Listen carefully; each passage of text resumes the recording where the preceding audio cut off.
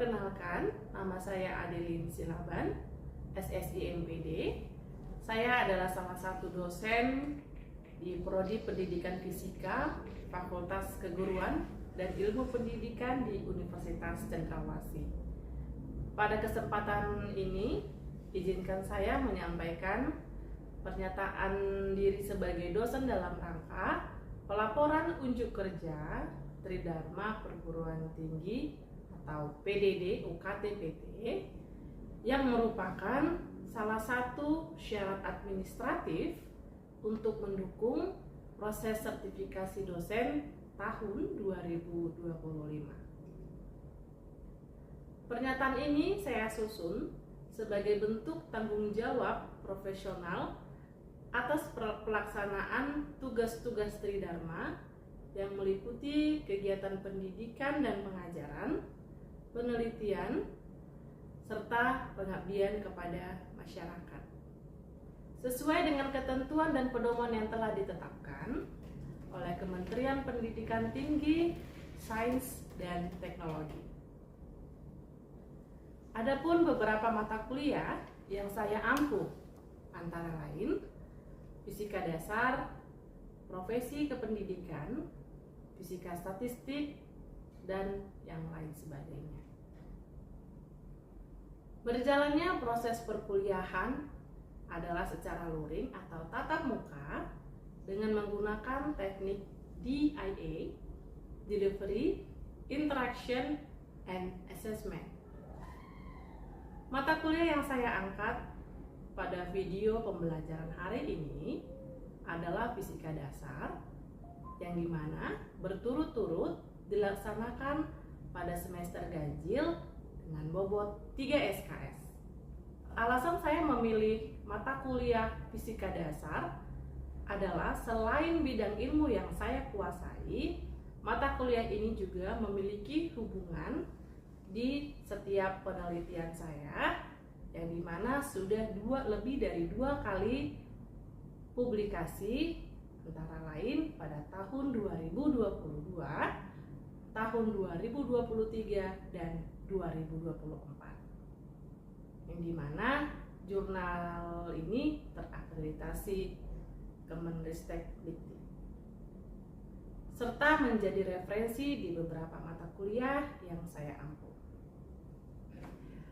Adapun kerangka yang akan saya paparkan adalah penyampaian deskripsi, capaian pembelajaran mata kuliah atau CPMK, materi perkuliahan, metode pembelajaran, interaksi dalam kelas, dan yang terakhir adalah penilaian. Deskripsi pada mata kuliah Fisika Dasar antara lain, mata kuliah ini memberi wawasan yang luas dan kemampuan untuk merencanakan serta melaksanakan penilaian khususnya dalam bidang pendidikan fisika. Menekankan pada keterampilan pemecahan masalah, penggunaan matematika dasar dalam fisika, dan interpretasi hasil perhitungan. Mahasiswa diharapkan mampu memahami konsep-konsep fisika, menerapkan hukum-hukum fisika, serta mampu menganalisis, menyelesaikan masalah fisika yang sederhana. Sedangkan sub CPMK pada mata kuliah ini ada 6. Yang pertama, menjelaskan definisi suhu dan kalor, mendeskripsikan dinamika rotasi, mendeskripsikan dan mempresentasikan teori kinetik gas, menggunakan persamaan hukum termodinamika serta mempresentasikannya, menggunakan persamaan elektrostatika dan kemagnetan, dan yang terakhir menerapkan menganalisis rangkaian arus bolak-balik dalam kehidupan sehari-hari. Beberapa pokok bahasannya antara lain suhu dan kalor, dinamika rotasi, teori kinetik gas, hukum termodinamika, elektrostatika, kemagnetan, elektrodinamika, dan rangkaian arus bolak-balik. Media pembelajaran yang digunakan antara lain laptop dan LCD. Bobot penilaian mata kuliah sesuai dengan peraturan Universitas Cendrawasih. Komponen penilaian pembelajaran terdiri atas penilaian tugas dengan bobot 14%, penilaian ulangan harian dengan bobot 14%, penilaian UTS dengan bobot 29%, penilaian UAS dengan bobot 43%, penilaian UTS dan UAS dilakukan pada pertemuan 8 dan 16. Penilaian tugas mengacu pada RTM yang ada di Universitas Cendrawasih. Berikut adalah kategori penilaian hasil belajar mahasiswa yang dibagi menjadi 9 kategori. Yang dimana nilai 4 memiliki kategori huruf A, 3,75 kategori A-, 3,25 kategori B+, 3,0 kategori B, 2,75 kategori C+, 2,25 kategori C, 1,0 kategori D, dan yang terakhir nilai 0 kategori E. Selanjutnya saya akan menampilkan video pembelajaran saya. Selamat menyaksikan. Oke, selamat pagi untuk adik-adik mahasiswa. Pagi hari ini ya, terima kasih. Baik, seperti biasa ya, di hari Kamis kita masuk mata kuliah bersama saya Bu Adri. Ya, mungkin minggu lalu kita sudah membahas terkait tentang pemuaian pada zat ya, pemuaian pada zat. Untuk hari ini kita masuk pada materi pengaruh kalor terhadap zat ya. Sebelumnya sudah kita tahu, sudah kita bahas bahwa ada 3 jenis zat, padat, ya, cair dan gas. Baik. Nah, ada 2 di sini yang akan kita bahas. Yang pertama, kalau dapat mengubah suhu benda. Yang kedua, kalau dapat mengubah wujud benda, wujud zat. Namun sebelum kita lanjut, kita tahu dulu apa tujuannya, apa akhir dari perkuliahan ini yang dosen harapkan untuk adik-adik mahasiswa dapat selesai dari perkuliahan. Yang pertama, mampu menyelesaikan masalah fisik, ya. Bagaimana pengaruh kalor pada zat dan pertukaran kalor dengan bantuan penerapan hukum Black atau azas Black. Sering yang didengar ya. Lalu yang kedua, mampu menyelesaikan masalah fisik, ya, masalah fisik aliran kalor baik via konduksi, konveksi, dan radiasi. Mungkin gambarannya masih ingat waktu SMA, ya kan? Untuk masalah fisiknya bagaimana nanti saya harapkan adik-adik sudah mampu untuk menyelesaikan masalah tersebut. Nah, kita masuk dulu yang pertama ya. Kalau dapat mengubah suhu benda. Jika kata-kata ini kita pahami ya, kalau dapat mengubah suhu benda, ya suhu benda itu otomatis berbeda ya.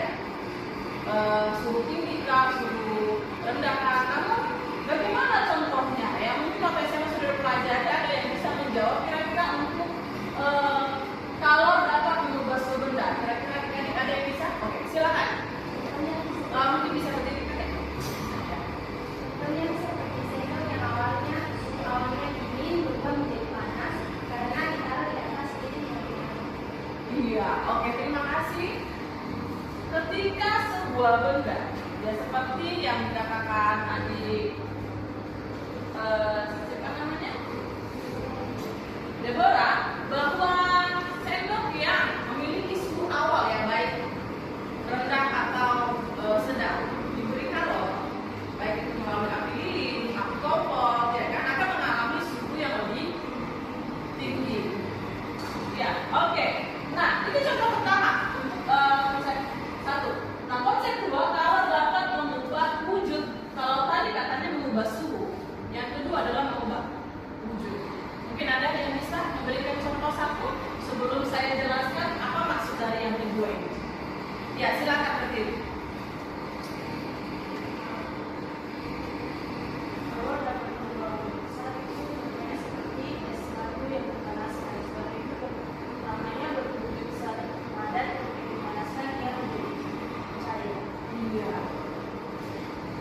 batu es yang padat, ya kan?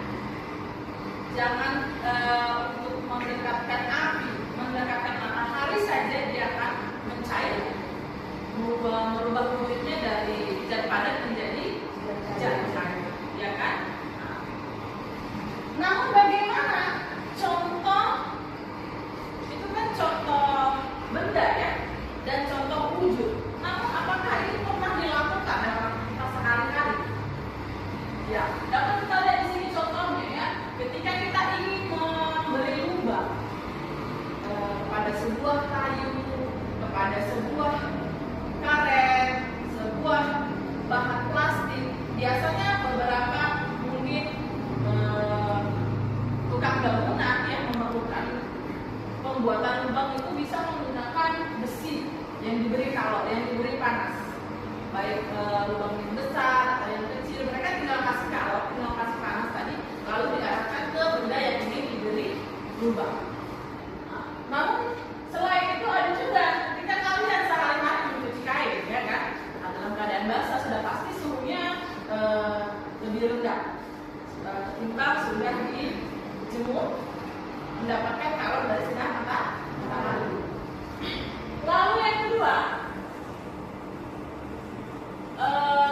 kalau dapat mengubah wujud, ya seperti tadi teman-teman bilang ya, mengubah zat padat ke cair, ya kan?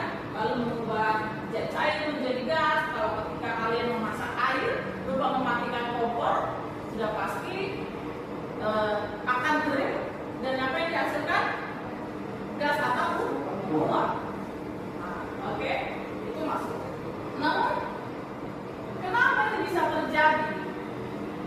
Ini penjelasan dari contoh yang adik-adik tadi sudah berikan. Perubahan suhu benda akibat kalor. Ya, perubahan suhu benda akibat kalor. Nah, kalor itu kan definisinya adalah energi suatu benda, ya, yang jika diukur suhunya tinggi, berarti benda memiliki kalor. Namun suhunya rendah berarti zat kalor yang ada pada benda tersebut nilainya kecil atau sedikit dibandingkan jika memiliki suhu yang panas. Yang kedua, perubahan wujud akibat kalor. Perubahan wujud akibat kalor. Nah, ketika benda diberi kalor atau panas secara terus menerus, ya, sudah pasti wujudnya akan berubah, ya, baik mencair, baik menguap, ya kan? Nah, namun jika itu mencapai suhu maksimum, ya. Nah, namun jika benda tersebut harus melepaskan kalor sebanyak-banyaknya, melepaskan kalor, melepaskan panas sebanyak-banyaknya, sudah pasti mencapai suhu minimum atau kandungan kalornya cenderung semakin kecil.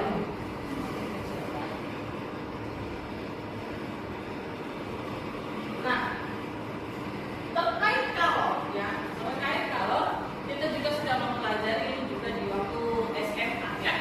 SMA sering kita bilang hukum asas Planck. Hukum asas Planck itu ada bunyinya, ya kan? Hukum asas Planck terkait kalor. Coba, kira-kira ada yang ingatkan, ya? Baik, silakan ada ingat. Hukum asas Planck, bila dua zat yang suhunya tidak sama dicampurkan, maka zat yang bersuhu tinggi akan melepaskan kalor sehingga suhunya turun, dan zat yang bersuhu rendah akan menyerap kalor sehingga suhunya naik sampai terjadi keseimbangan total. Baik, dia. Terima kasih sudah membantu menjawab yang adik sudah 3 tadi yang aktif menjawab, ya. Bila dua zat, ya, dengan suhu yang berbeda disatukan dalam satu wadah, sudah pasti dia memiliki suhu yang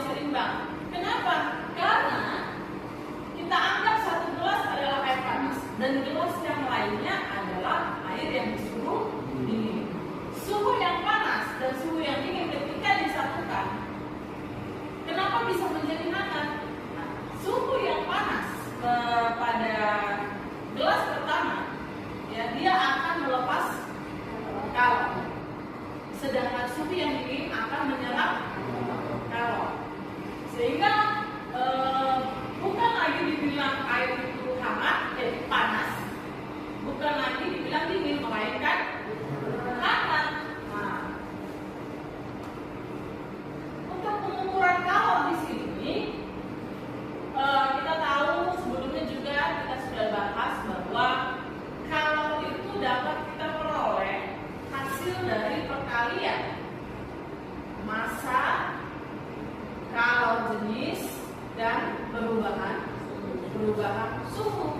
Jika kalian ingin melihat berapa besar kalornya dan jika diketahui jenis kalornya. Namun jika jenis kalor yang ingin diketahui berapa jenis kalornya, berarti sudah diketahui kalor yang dilepas dan kalor yang diterima.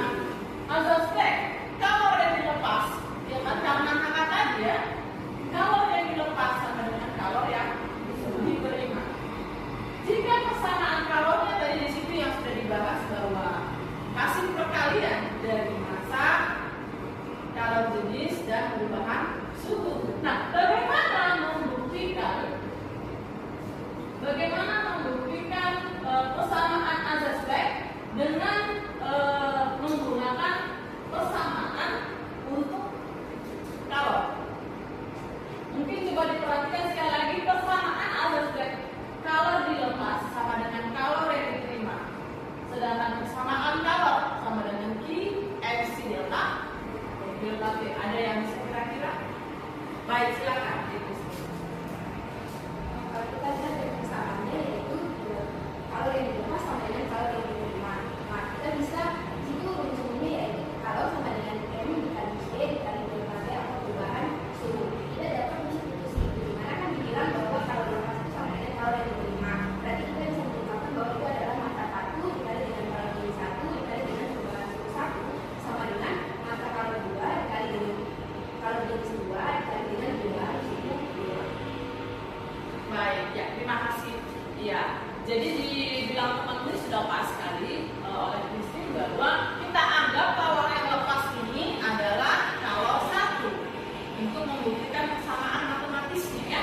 Nah, kalor yang diserap adalah kalor kedua. Maka untuk membuktikannya massa kalor jenis delta T kita anggap adalah M1 C1 dan delta T 1. Begitu juga dengan Q yang diserap ya, maka massanya adalah M2 C2 dan delta T2. Oke, terima kasih. Oke, selanjutnya Ibu mau adik-adik ini membuat kelompok ya, 2 kelompok saja untuk mendiskusikan aliran kalor baik secara konduksi, konveksi, dan radiasi. Bagaimana untuk kelompok yang melaksanakan diskusi? Apakah ada kelompok yang bisa menjelaskan hasil diskusinya? Baik, kelompok 1 ya. Kelompok 1 mungkin bisa menampilkan hasil diskusinya. Silakan Pak.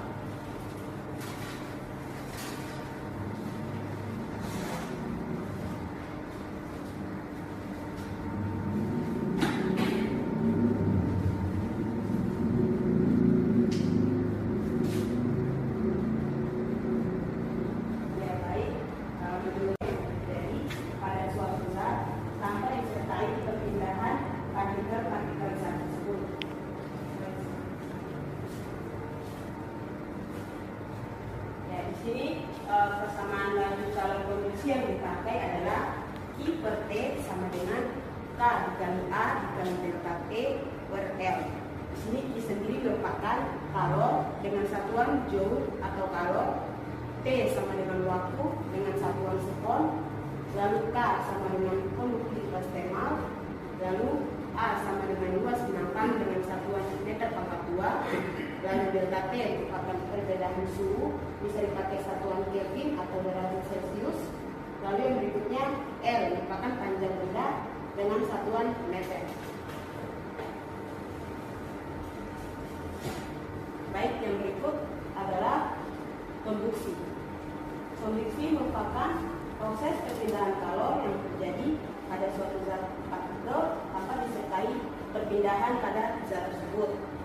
Lalu di sini untuk persamaannya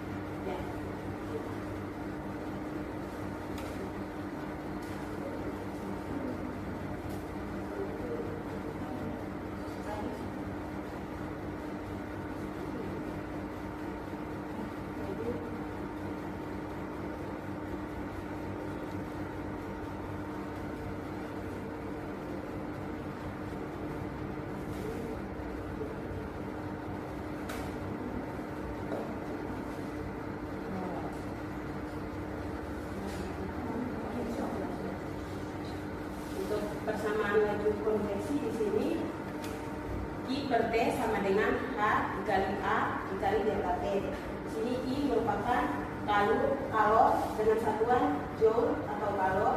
Lalu yang berikutnya T merupakan waktu dengan satuan sekon. Lalu yang berikutnya H kecil adalah koefisien konveksi dengan satuan watt per meter kuadrat K atau watt per meter kuadrat derajat Celcius. Lalu yang berikutnya A merupakan luas penampang dengan satuan meter kuadrat 2. Lalu yang berikutnya delta T merupakan perbedaan suhu dengan satuan Kelvin atau derajat Celcius.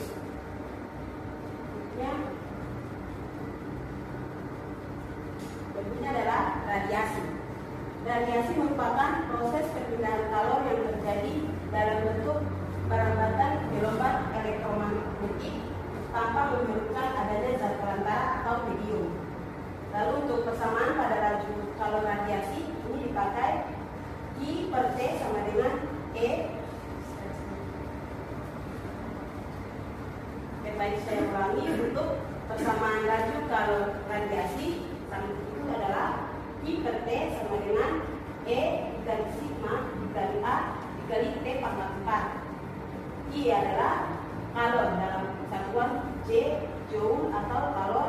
Lalu T merupakan waktu dengan satuan sekon. Lalu E merupakan koefisien emisivitas. Lalu sigma merupakan perbedaan suhu dengan satuan K atau derajat Celcius. Lalu A merupakan luas penampang dengan satuan meter pangkat 2. Lalu T merupakan suhu mutlak dengan satuan K atau Kelvin. Ya.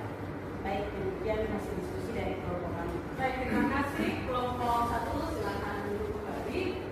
Ya, saya harap di sini juga seperti hal yang presentasi di hari sebelumnya, ya.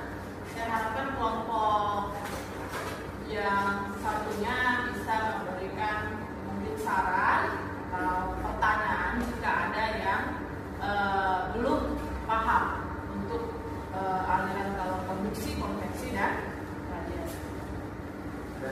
Oke, baik, silakan Abang. Baik, pertanyaan dari kami kelompok 2 adalah bagaimana contoh perpindahan kalor secara konduksi, konveksi, dan radiasi? Ya, silakan. Baik, baik, terima kasih atas pertanyaan dari kelompok 2. Kami dari kelompok 1 akan menjawab pertanyaan dari kelompok 2 menurut diskusi kelompok kami. Yang pertama adalah perpindahan kalor secara konduksi. Untuk contohnya itu seperti misalnya benda yang terbuat dari logam akan terasa hangat atau panas jika ujung benda tersebut dipanaskan, seperti tadi yang sudah dibilang di awal oleh teman Deborah, sendok contohnya. Lalu yang berikutnya juga misalnya ketika kita memegang lubang api, itu biasa dilakukan di tahun baru, misalnya kita pasang kembang api. Nah, lalu yang berikutnya adalah penggaris besi yang ujungnya dipanaskan dengan lilin. Nah, untuk contoh berikutnya lagi, panel pot motor menjadi panas saat mesin dihidupkan. Lalu yang ketiga, tutup panci menjadi panas saat dipakai untuk perebusan air. Itu untuk contoh pada konduksi. Lalu yang berikutnya contoh pada konveksi. Itu yang pertama, gerakan naik dan turun air ketika dipanaskan, ketika kita merebus air. Lalu yang berikutnya, yang kedua, gerakan naik dan turun dari kacang hijau atau kedelai dan sebagainya ketika dipanaskan. Lalu berikutnya adalah terjadi angin darat dan angin laut. Untuk contoh yang keempat, gerakan balon udara. Lalu yang kelima, asap celodong pabrik yang membumbung tinggi. Itu untuk contoh dari konveksi. Lalu yang berikutnya, contoh dari radiasi. Itu yang pertama, panas matahari bisa sampai ke bumi walaupun melalui ruang hampa di angkasa. Lalu yang berikutnya, tubuh kita terasa hangat ketika kita berada di sumber api, misalnya kita berjemur di api unggun. Lalu yang berikutnya, panas dari lampu ketika menghangatkan telur unggas. Lalu yang contoh keempat, pakaian menjadi kering ketika kita jemur di bawah matahari. Demikian contoh dari konveksi, konduksi, dan radiasi menurut diskusi kelompok kami. Bagaimana untuk kelompok 2 sudah jelas jawabannya ya? Baik, terima kasih sudah mengerti. Oke, terima kasih Kak Guru. Baik, kita sudah melaksanakan ya untuk materi penerapan kalau terhadap zat ya dan wujudnya. Nah, akhir dari perkuliahan ini Ibu akan memberikan tugas pada adik-adik ya, silakan dikerjakan lalu diserahkan kepada Ibu lewat ketuanya ya. Ketuanya nanti akan menyerahkan sama